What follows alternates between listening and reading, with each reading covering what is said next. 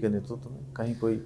जी, आप ये बताइए धामी साहब, अगर हम देवस्थानम बोर्ड की बात करें उस पर क्या स्टैंड रहेगा, क्योंकि ये एक ऐसा मसला है, चुनाव आपके सामने है और उत्तराखंड के लिहाज से इसे छोटा मसला हम नहीं कह सकते। नहीं, देवस्थानम बोर्ड पर हम समीक्षा कर रहे हैं। जी हम किसी का भी अहित उसमें नहीं होने देंगे।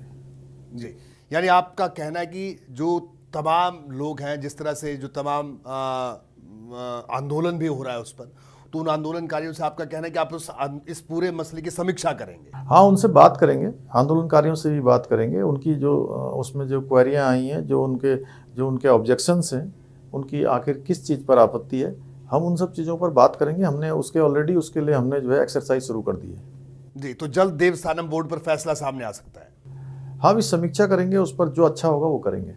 जी, गैरसैंण का विषय, त्रिवेंद्र रावत थे, उन्होंने राजधानी बना दिया, लेकिन दूसरी राजधानी के तौर पर उन्होंने कहा, लेकिन सरकार वहां से नहीं चली। तो गैरसैंण को लेकर पुष्कर सिंह धामी का क्या विजन है, क्या सोचते हैं पुष्कर सिंह धामी की?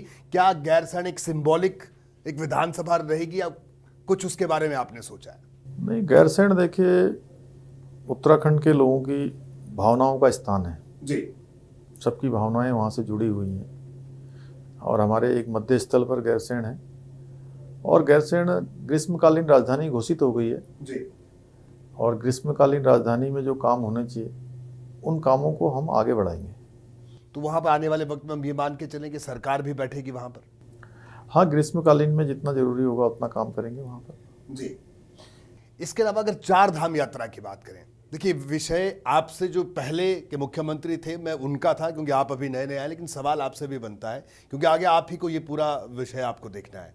चार धाम यात्रा की बात करें तो अगर हमारे पूरे गढ़वाल की इकोनॉमी उस यात्रा पर टिकी हुई है, लेकिन उत्तराखंड की जो ब्यूरोक्रेसी है, ब्यूरोक्रेसी कहें या आपके और अधिकारियों की बात हम कहें, ऐसा क्या मसला रहा कि उस पूरे मामले को कोर्ट में इस तरह से प्लीड ही नहीं कर पाया कि बार बार कोर्ट में उस पर रोक लगती रही, सब चीज़ें खुल गई अगर पूरे देश भर की हम बात करें?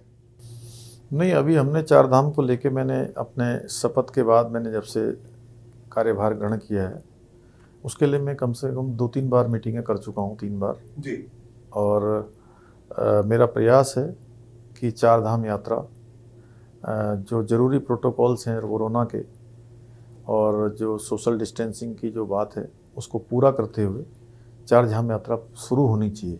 जी, क्योंकि ये उत्तराखंड के लोगों के रोजी रोटी से जुड़ा हुआ विषय है। जी, और पिछले साल भी यात्रा नहीं चल पाई, इस साल भी यात्रा नहीं चलेगी, तो उनके लिए जीवन में बड़ा प्रश्न चिन्ह खड़ा हो जाएगा कि उनका जीवन कैसे सुचारू रूप से चले।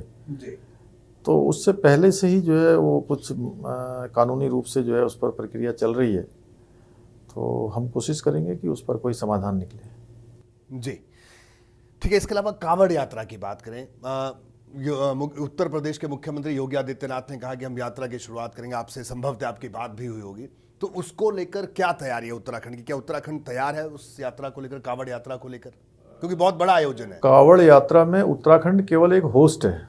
जी, और होस्ट के नाते यहाँ लोग जल लेने आते हैं। जी, और यात्रा केवल 1-2 लाख, 10 लाख, 20 लाख, 50 लाख की नहीं है।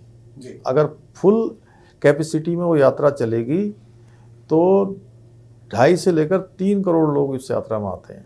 जी, और लोगों की इतनी बड़ी आस्था है कि 15 दिनों में 3 करोड़ लोग हरिद्वार आते हैं, ऋषिकेश आते हैं, वहाँ से जल लेकर जाते हैं। आस्था, श्रद्धा हमारे देश की जो है भगवान से जुड़ी हुई ये चीज़ें हैं। जी, लेकिन इसके साथ साथ लोगों की जान माल भी है। जी, भगवान की आस्था श्रद्धा का विषय है, तो भगवान को भी अच्छा नहीं लगेगा अगर किसी की जान जाएगी तो उसमें। जी, तो उसके लिए हम लोगों ने अधिकारी लेवल पर बात करवाई है।